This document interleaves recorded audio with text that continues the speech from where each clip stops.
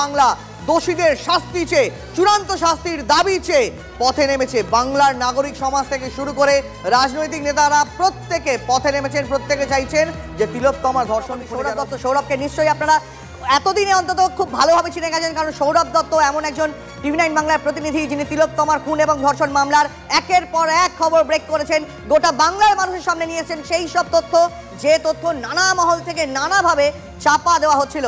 আর আজও সৌরভ দত্ত এমন একটা বিস্ফোরক তথ্য, একটা বিস্ফোরক এক্সক্লুসিভ নিয়েছে আপনাদের সামনে, যে তথ্য দেখলে আপনারাও চমকে উঠবেন, আপনারাও প্রশ্ন করবেন যে এটা হলো, তাহলে এটা এতদিন কেন আমরা জানতাম না। কি সেই তথ্য জানাবো আপনাদের। নিশ্চয়ই আপনারা এতদিনে জেনে গেছেন যে তিলোত্তমার এই কাণ্ডের পর মা বাবার কাছে হাসপাতাল থেকে বারবার ফোন গেছে। এই কথা বলেছেন খোদ তিলোত্তমার মা এবং বাবা। একবার নয়, একবার, দুবার, তিনবার ফোন গেছে। আর প্রত্যেকবারই তিলোত্তমার কি হয়েছে ফোনে মা বাবার কাছে তার বয়ানে বারবার বদল এসেছে।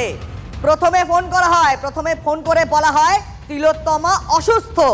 আবার ফোন করা হয়, বলা হয় তিলোত্তমা এমার্জেন্সিতে। আরও একবার ফোন করা হয় ঘটনার দিন 9 অগস্ট। তৃতীয়বার ফোন যায় তিলোত্তমার মা বাবার কাছে, বলা হয় আপনারা হাসপাতালে আসুন, আপনাদের মেয়ে আত্মহত্যা করেছে। সকাল 11টার পর প্রত্যেকবার ফোন করে জানানো হয় আত্মহত্যার কথা। মহিলা অ্যাসিস্ট্যান্ট সুপার তিনি ফোন করেন। প্রথম যে ফোন তিলোত্তমার মা বাবার কাছে গেছিল, আজ পর্যন্ত কোনো বাংলা কোনো ন্যাশনাল চ্যানেল সেই ফোন আপনাদের শোনাতে পারেনি। তিলোত্তমার মা বাবার কাছে হাসপাতাল থেকে প্রথম যে ফোন যায়, প্রথম যে কথোপকথন হয়, হাসপাতাল থেকে অ্যাসিস্ট্যান্ট সুপার তিনি ফোন করেন তিলোত্তমার মা বাবাকে। সেই ফোন, সেই বিস্ফোরক অডিও ক্লিপ শোনাবো আপনাদের আজকের আমাদের এই ব্রেকিং এক্সক্লুসিভের প্রথম পার্ট। শুনুন কি ফোনে বলা হয়েছিল। হ্যালো হ্যালো হ্যালো, বলছেন? হ্যাঁ, হ্যালো, কেন, কে বলছেন? আরজিকর হসপিটাল থেকে বলছিলাম। কেন, কি হয়েছে? ওর একটু শরীরটা খারাপ হয়েছে, আপনারা কি একটু আসতে পারবেন ইমিডিয়েট? কেন, কি হয়েছে? কি ওর শরীরটা খারাপ, আমরা ভর্তি করাচ্ছি ওকে, আপনি কি ইমিডিয়েট একটু আসতে পারবেন? কি হয়েছে কি সেটা বলবেন তো? সেটা তো ডাক্তাররা বলবে আপনারা এলে। আমরা আপনার নাম্বারটা জোগাড় করলাম, করে জানালাম যে বাড়ির লোক হিসেবে আপনারা একটু তাড়াতাড়ি আসুন। কি হয়েছে সেটা বলো না তুমি। পেশেন্ট শরীরটা খারাপ, ভর্তি হয়েছে হসপিটালে, বাকিটা আপনারা এলে ডাক্তার বলবে। ওর কি জ্বর হয়েছে? আপনারা একটু আসুন, জলদি চলে আসুন যত তাড়াতাড়ি পারবেন। কেন, খুব অবস্থা খারাপ? খুব অবস্থা খারাপ, একটু তাড়াতাড়ি চলে আসুন। শোনালাম আপনাদের হাসপাতালের, আরজিকর হাসপাতালের অ্যাসিস্ট্যান্ট সুপার ফোন করলেন তিলোত্তমার মা বাবাকে, এবং কেমন একটা নিষ্পৃহ গলায়, যেন কিছুই হয়নি, নিরুত্তাপ একটা গলায়, কমপ্লিটলি পেশাদারিত্বের মোড়ক থেকে মা বাবাকে খবর দিচ্ছেন কি না তিলোত্তমার শরীর খারাপ হয়েছে, আপনারা কি একটু আসতে পারবেন? ভাবুন, ততক্ষণে কিন্তু হাসপাতাল কর্তৃপক্ষ তারা দেখতে পেয়ে গেছে তিলোত্তমার নিথর ক্ষতবিক্ষত দেহ। তারপরেও মা বাবার কাছে ফোন যাচ্ছে কি বলে, যে আপনারা একটু আসতে পারবেন, তিলোত্তমার কি শরীর খারাপ হয়েছে, একটু ইমিডিয়েট আসতে পারবেন। বাবার গলা উদ্বেগ, মায়ের গলা উদ্বেগ, মা পাশ থেকে বলছেন কি হয়েছে মেয়ের, বাবা বলছেন হঠাৎ করে কর্মস্থল থেকে, হাসপাতাল থেকে কেন আচমকা ফোন আসছে সকালবেলায়, অথচ যিনি ফোন করছেন তার গলাটা শুনলেন একবার, কেমন গলা। আচ্ছা, দ্বিতীয়বার যখন ফোন গেল তখনই কি বলা হলো, এবার শুনুন সেকেন্ড অডিও কল। কি হয়েছে কি সেটা বলো না একটু। ওনার অবস্থা খুবই খারাপ, আপনি যত তাড়াতাড়ি পারবেন চলে আসুন। কি হয়েছে না সেটা বলো না। ওটা তো ডাক্তার বলবে, আপনি একটু তাড়াতাড়ি চলে আসুন এখানে। আপনি কে বলছেন বলুন তো? আমি অ্যাসিস্ট্যান্ট সুপার বলছি, আমি ডাক্তার বলছি না। ডাক্তার নেই ওখানে কেউ? আপনার মেয়েকে আমরা এমার্জেন্সিতে নিয়ে এসেছি, আপনারা আসুন, এসে যোগাযোগ করুন। ও কি হয়েছিল কি, ও তো ডিউটিতে ছিল। আপনারা জলদি চলে আসুন যতটা তাড়াতাড়ি পারবেন।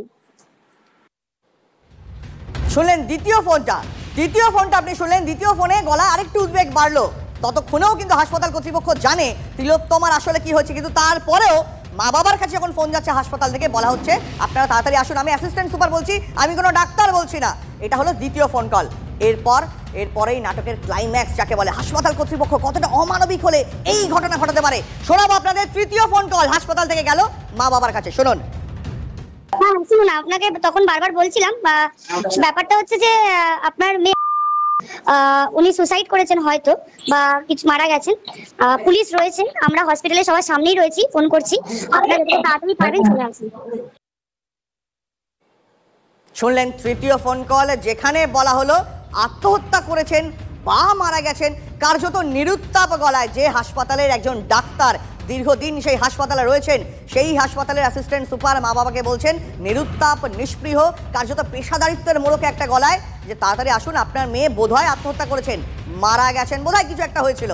আমার সহকর্মী সৌরভ দত্ত রয়েছেন এই মুহূর্তে, সৌরভের কাছে একবার যাবো। সৌরভ, হাসপাতাল থেকে 3 বার ফোন গেল মা বাবার কাছে, প্রথম 2 বার কার্যত কিছুই মানে অসুস্থ, একটু আসতে পারবেন, অসুস্থ, একটু শরীর খারাপ, আগে থেকেই ছিল কি, এমন একটা অভিনয় করা হচ্ছে। আমি খুব সচেতনভাবে অভিনয় কথাটা ব্যবহার করলাম সৌরভ, আমার ভুল হলে আমাকে মার্জনা করে দিই, আমি খুব হয়তো বেশি বাড়িয়ে বলতে পারছি, কিন্তু এইভাবে ফোন গেল অ্যাসিস্ট্যান্ট সুপারের কাছ থেকে সৌরভ মা বাবার কাছে, যেখানে তারা হাসপাতাল কর্তৃপক্ষ দেখতে পাচ্ছে একটা নিথর দেহ, একটা ক্ষতবিক্ষত দেহ, তাও একটা চিকিৎসকের দেহ পড়ে রয়েছে।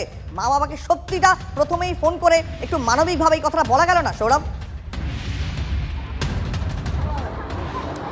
দীপ, দেখো মানবিকতার প্রশ্নে পরে আসবো, আগে বলি যে সুপ্রিম কোর্ট জানতে চেয়েছিল যে আরজিকর মেডিকেল কলেজ হাসপাতালের তরফে কে ফোন করেছিলেন এই মৃতার পরিবারকে। আমরা সেই কণ্ঠস্বর টিভি 9 বাংলায় শুনিয়ে দিলাম যে কে ফোন করেছিলেন, শুধু নয় কি বলেছিলেন।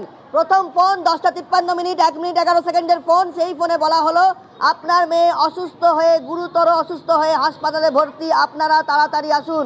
বাবা যখন বারবার জিজ্ঞেস করছেন কি হয়েছে, মা বলছেন পাশ থেকে ওর তো ডিউটি ছিল, কি হয়েছে কোনো কথার উত্তর দেননি, শুধু বলা হয়েছে আপনার মেয়ে গুরুতর অসুস্থ হয়ে হাসপাতালে ভর্তি, ওর শরীরটা খারাপ, আপনারা আসুন। এটা 10টা 53 মিনিট।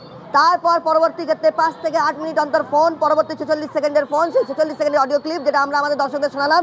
সেখানে এবার বদলে হলো যে আমরা তাকে ইমার্জেন্সিতে নিয়ে যাচ্ছি, ডাক্তারবাবু তাকে দেখছেন, একটা সিন ক্রিয়েট করা হলো, বাবা মার সামনে একটা দৃশ্যপট ক্রিয়েট করা হলো। প্রথম অডিও ক্লিপে মহিলা অ্যাসিস্ট্যান্ট সুপার বললেন অসুস্থ হয়ে হাসপাতালে ভর্তি, পরের দৃশ্যপট 46 সেকেন্ডের অডিও ক্লিপ বললেন এমার্জেন্সিতে নিয়ে যাচ্ছি, ডাক্তাররা দেখছেন।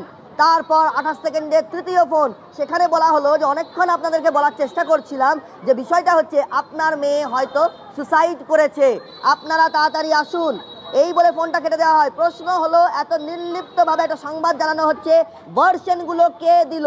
তার কারণ মহিলা অ্যাসিস্ট্যান্ট সুপার নিজে বলছেন তিনি সকলের সামনে রয়েছেন, হাসপাতালে রয়েছেন। তাহলে সকলের সামনে যখন রয়েছেন, সেই ঘটনাস্থলে উপস্থিত অধ্যক্ষ, উপাধ্যক্ষ, বিভাগীয় প্রধান, পুলিশ প্রশাসন কেন মহিলা অ্যাসিস্ট্যান্ট সুপারকে এগিয়ে দিল এই কথাটা বলার জন্য? ওখানে আর কেউ কেন এলেন না বয়ানটা? তাহলে কি মহিলা অ্যাসিস্ট্যান্ট সুপারের কাঁধে বন্দুক রেখে ফায়ার করা হলো? ইনফরমেশনটা এমনভাবে দেওয়া হলো যেটা পরিকল্পনা ছিল যে পরবর্তী ক্ষেত্রে এটাকে সুসাইড হিসেবে দেখানো হবে, সেই জন্য একটা ঘটনাক্রম তৈরি করা হলো। গুরুতর অসুস্থ, এমার্জেন্সিতে নিয়ে যাচ্ছি, ডাক্তার দেখাচ্ছি, তারপর বললাম সুসাইড। এই দৃশ্যপট তৈরি করলো, যে দৃশ্যপটটা পরবর্তী ক্ষেত্রে এখানকার জুনিয়র চিকিৎসকেরা দেহ আটকে বানচাল করে দিয়েছেন। সেটাই কি তাহলে আসল পরিকল্পনা ছিল? 9টা 45-এ থানায় জিডি এন্ট্রি করার সময় যে তথ্য দেওয়া হয়েছে, 2টা 45-এর সময় পরবর্তী ক্ষেত্রে এফআইআর যেটা গণ্য হয়েছে, সেখানে এমএসবিপি বলেছেন বিভাগীয় সুমিত তবাদার, ডক্টর সুমিত রায় তবাদার তাকে 9টা 45 মিনিটে ইনফর্ম করেছেন এবং তিনি অধ্যক্ষকে জানিয়েছেন। তাহলে 10টা 53 মিনিটের প্রথম ফোনে তিলোত্তমা কি বেঁচে উঠলেন? 9টা 45 মিনিটে তো লিখিত তথ্য একদমই সরব। এই প্রশ্ন গোটা বাংলা আজ তোমার এই প্রতিবেদন দেখার পর এটাই জানতে চাইবে, কেন কিভাবে তিলোত্তমার এইভাবে হত্যা, খুন, ধর্ষণকে চাপা দেওয়া হলো কেন? এই প্রশ্ন আমরা তুলছি, এই প্রশ্ন গোটা বাংলা তুলছে। সৌরভ, তুমি খানিকক্ষণ আগে তিলোত্তমার মা বাবা পরিবারের সঙ্গে কথা বলেছিলে, তারা কি বললেন, কি জানালেন তারা টিভি 9 বাংলাকে? গোটা বাংলার মানুষ শুনুক আরেকবার। আপনাদের কাছে যে ফোন আসে, মোট 4টে ফোন এসেছিল, কোন ফোনে কি বলা হয়েছিল, কে কি বলেছিল? প্রথম ফোন এলো 10টা 53 ওনার ফোনে, তো বললো আমি বলছি 10টা 53-তে ফোন আসলো, বললো আপনার মা বাবা বলছেন, মহিলা কণ্ঠ। হ্যাঁ মহিলা কণ্ঠ। তখন বললো যে হ্যাঁ, আমি বললাম হ্যাঁ কী হয়েছে, আপনার মেয়ে অসুস্থ, আপনার একটু তাড়াতাড়ি চলে আসুন কলেজে, বলেই ফোনটা কেটে দিল। তারপরে ও তো সঙ্গে সঙ্গে মায়ের মন বলে যে আমার মেয়েটার কিছু নিশ্চয়ই হয়ে গেছে,